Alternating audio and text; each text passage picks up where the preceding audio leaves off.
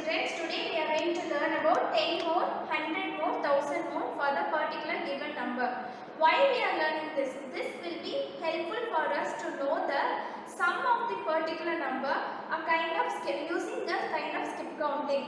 So here my problem is 4356. For this number I am going to add 10 more, 100 more, 1000 more. So keep in mind, if you see the word more, you have to add it. More means add. So first one is, you have to add 10 more, 4356. Along with this number, you can add 10. So what is your sum? 4366. And next one, this is a 10 more.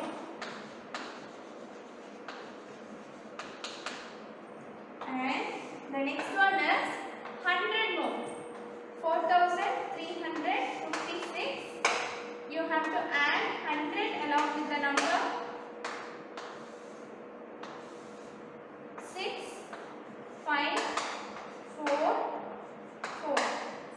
So here 100 more is 4456. The next one, 1000 more. 1000 more is 4356. Along with that, add 1000. 6, 5, 3, 5. So your 1000 more is 5356. So our 100 more, our 10 more is 4366.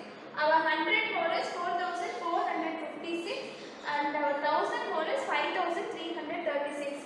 When you are looking the sum of all the problem, you will be able to find out one thing. When you add 10 more, only the change was happened in the 10th place. And when you are adding 100 more, only the change was happened in the 100th place. And when you are adding 1000 more, only the changes was happened in the 1000th more.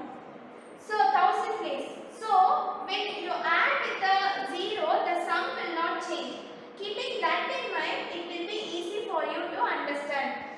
So when you are adding 10, you don't want to bother about the 1's place. You can directly concentrate on the 10's place. When you are adding 100, you don't want to bother about 1's and 10's place. You can directly concentrate on 100th place.